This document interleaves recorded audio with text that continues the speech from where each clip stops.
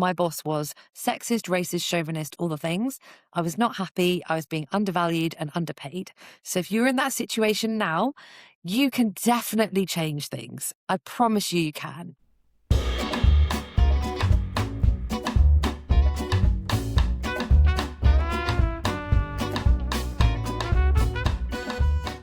Hi, everyone. Welcome back to the podcast, the Happy Investor Podcast with me, Sophie. Today is part 2 of a 2-part podcast. And I'm talking about how I started, scaled, and sold my businesses. So you can go back and listen to part 1 if you'd like to listen to how I built my scuba diving resort in Indonesia and successfully sold it. Today is all going to be about how I built, scaled, and sold my second business, which was all about property management. Now, this can apply to any business. And I think you will find a lot of things that are interesting or that could apply to your business, some tips, some challenges, mistakes I've made and learnt from. So let's get straight into it. So I started this business in 2021, 2, after the pandemic, basically. Loads of shit happened during the pandemic. We all did different things. And I came out of it on furlough from one employer and doing a sales and marketing job that I was really not enjoying. My boss was sexist, racist, chauvinist, all the things. I was not happy. I was being undervalued and underpaid. So if you're in that situation now, you can definitely change things. I promise you can. I was really not happy at all. And I thought, I just want my own business again. I think when you've had your own business, it's quite hard to be employed after that because you know what you want, you're in control, and you don't want anyone telling you what to do otherwise. So I thought, okay, it's time to start a business again. Let's do it. So I looked at lots of different businesses, lots of different business models, and I found a business model that I had no experience in, but it looked good. And it was a property management business, and the property strategy is called rent to rent. So the basis of this strategy is you approach someone who's got a house, you rent it off them under a commercial lease as a business for a long time, e.g. 5 years. You improve that property and you make a profit margin on whatever you can make. So there are different ways of doing this, but I did it with house shares. So I would go to a student landlord who's maybe a bit older, they want to retire, they can't be asked doing maintenance anymore, they don't want to take any calls from tenants anymore. And I would say to them, I will be your dream tenant. I'll take on your house, I'll put it on a commercial lease for 5 years, I'll pay you rent every single month, no matter how many tenants I've got or what I'm doing with it. So you've got that peace of mind. And then I'll also do it up so that I can try and make some money. And they're like, yeah, okay, I get my rent paid every month. I get no more phone calls and I get a nice house with added value. Yes, it's a no-brainer. So I liked the sound of this business model because it's quite scalable. So you take on a property, you do it up, you get tenants in, you manage it, and then you just add more and more properties on. And so I started with my market research. Where am I going to do this? I was living in Southampton at the time, which is a huge student city. It's got loads of professionals. It's got universities, hospitals, an airport, a port. So it's a really, really vibrant place. Went on Spare Room to do research, looked at different tenant types. I could see there was good demand for this business here. And so I wrote my business plan and I wrote my business strategy. And I'm always talking about writing your business plan, getting a strategy in place to get a business that is profitable and works without you. Then you've got a sellable asset that you can sell for 6 figures, 7 figures. Then you'll be set up for life. You can do what makes you happy. You can have impact. You can help other people. You could do another business if you want, if you're mad like me. So I mapped out this business and I thought if each property can give me a net profit of £500 per month, then I need to get 3 of these by the time my furlough payment runs out, because that'll give me 1,500 quid a month. It will pay my basic expenses and I can build from there. So that was my first plan, get 3 properties in the next 3 months. Then let's get 8 properties in the first year. And I just projected it. I did a big 5-year plan where I wanted 30 properties in 5 years, which would give me 15 grand a month coming in theory. And at different points, as my revenue increased, I could increase my team. I could take people on. I'd be systemizing it the whole way. I'd be writing what I'm doing so that I can train other people on it. And that was my business plan. So I started out and I got this marketing strategy in place And I picked up my first 3 properties in 3 months. And they were all student properties, brown, sticky, disgusting, and the landlords couldn't find tenants because it had really degraded. So I signed them on my commercial lease. I signed them up. I decorated them, basically put all the furniture in a skip, painted and decorated the whole thing, and put new furniture in. And painters and decorators I got first for my first project were the cheapest ones I could find because I didn't have that money to invest, right? I started with a few grand of my savings, barely anything. And I needed 5 grand to spend on this big house share. So I got the cheapest painters in. They were not good. I found one of them asleep on the floor with a can of cider once. And they were they took all the doors off to paint them in the garden, put them all back on in the wrong place. And they were fire doors, so they have to be quite high specification. So we kind of had a lot of sorting out to do after that. But we did it. We got the first 3 cash flowing, and then I scaled the business from there. After a year, I managed to get Simon into the business so that we could pay him as well, and he took on a lot of the operations and maintenance. I then took on a part-time lettings manager. I took on a part-time bookkeeper because bookkeeping is something that every business needs to do. And I was doing it myself and it was boring. I hated it. It's details.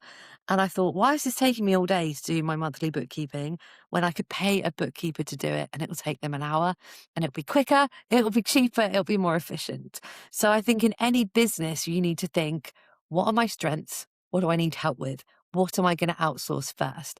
And you can outsource part-time first. So the bookkeeper was literally doing a few hours a month for me. My part-time lettings manager, I took on doing 2 or 3 days a week to start with. And then as the business grew, he went full-time. A year later, I took on my next employee. So having this business plan and strategy in front of you is so important because then you can work it back, reverse engineer it.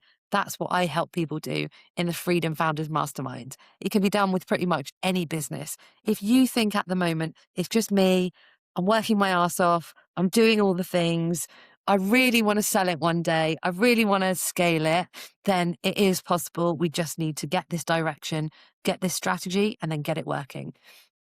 I was at a business event a few weeks ago. Daniel Priestley was on stage and he said, if you've got a vision for a business that has a team of 8, get your team of 8 straight away. Like get investment in, get your team of 8 and your business is going to be big. So you don't just need to start you and then slog it and then maybe add someone over here for a bit of help here.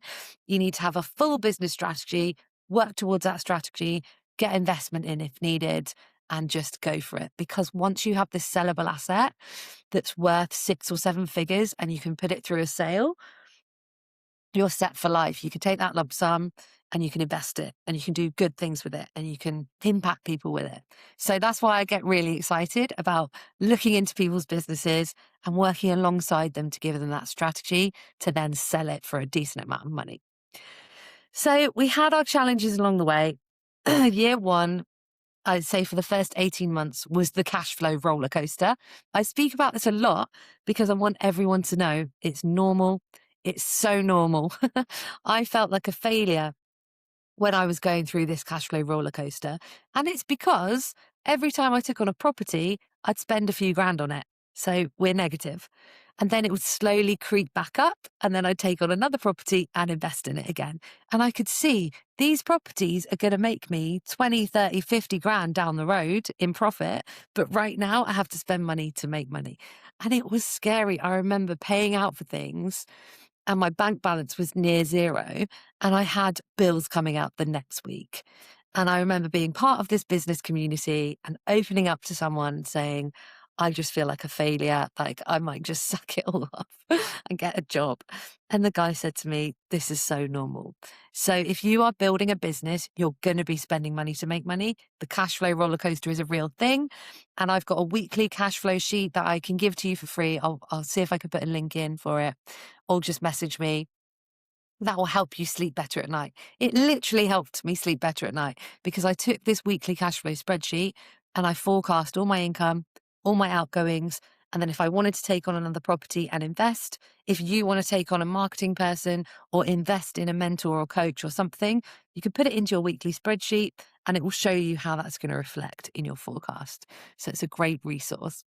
It's all about following a strategy, following a forecast, and going for it. And there are going to be ups and downs. You might not fulfill that strategy straight away, but if you're on that path, then you know what to say yes to and you know what to say no to, and you can be really focused. So I had the cash flow roller coaster. Luckily, touch wood, I didn't have any team issues. I managed to hire people who were brilliant. And my advice on hiring people is hire them on them and their personality, not their skills. Unless you've got a highly skilled position that you need someone with those qualifications, I hired people that I thought were friendly, professional, keen to learn, keen to develop themselves, that I got on with. And my team were hugely independent. So I said to them, here are your hours, here are your KPIs and targets. This is what I need you to do in the business. And you can work flexibly. You can work from home. You can work as many or as little hours as you want. I don't care, as long as you get your work done. That takes a lot of trust. And especially when you're taking on your first team member, you think no one's going to do it like I do. No one's going to love this business and these services and these clients as much as I do. But your team will. If you get good people in, you can trust them. And I'm really, really thankful for the team that I built because they were brilliant people. You can also do a probation period. So you can do a 3-month probation period where you can unleash them, let them go for it, get to know how they work. And then if they don't work out, you can part ways quite well. But yeah, it's really important. I did a lot of interviewing for each of my roles. I just put it on Indeed. I put it on LinkedIn. I got application forms in. I interviewed at least 10 or 12 people for each role. And there were 2 or 3 people that I would have hired for each role. I remember one woman came to the job interview, sat at the kitchen table, and her husband was just wandering around the kitchen with no top on behind her. I thought, okay. Not sure how professional this is. Someone else, I think I had an initial call with people before the Zoom interview, and someone else I called and they were clearly asleep and they were like, hello. I was like, yeah, I'm just calling about the interview. He went, yeah, are you going to give me a company car? And I said, no, not going to give you a company car. He went, and he just hung up. So that was nice. So be very clear on the job advert, who you're looking for, what skills you need, and put the salary on there. Like there's nothing wrong with putting the salary on there because otherwise you're just going to waste someone's time and waste your own time. And you will find good people. And I think that is really key to scaling your business, actually getting a really good team in place. So we systemized everything. So everything I did, I would put in an SOP, standard operating procedure. And anything I wanted to train someone in, I would get on Zoom by myself, press record, screen share, record myself doing it. And then you can train anyone. You can send it to a VA. You can send it to your team member. So that's a good tip. And just have it running without you as much as possible. So by the end of the 4.5 years that I had the property business, I had a team doing all the day-to-day stuff. We had some subcontractors doing different things for us, and I was just overseeing the business. I was catching up with the team once or twice a week, whenever they needed me, and I'd be doing the overall finance and admin. Then we decided to sell this business because I really enjoyed the building. I love building businesses and scaling them. But this business was now in a place where we were managing 40 properties, good profit, good turnover. It was looking really good on paper. And so I started putting it online, speaking to business brokers. Lots of prospective buyers came out. Some of them were not suitable at all, but we found a suitable one. And then it was about structuring the sale of the business. We talked about different structures, profit shares, whether you get a lump sum or whether you get a buyout for the next 3 years. The key is having a good solicitor who can advise you and warn you and get everything written up. And it was a really interesting process selling this business, quite emotional because someone is looking into what you've built and questioning it, questioning everything you spend money on, how you've built it, who your team members are, everything. So there is a bit of an emotional ride there as well. But the key is just transparency. I showed them everything that was going on in the business, the good, the bad, the to-do list, everything that's going on. It's better to paint a full picture of the business. No business is perfect. You're always going to have things going on here and there, especially when we had 200 tenants. There was all sorts going on, but it was all being managed really, really well. So be very transparent, get a very good solicitor, and don't rush into it. Our buyer was negotiating on things quite a lot.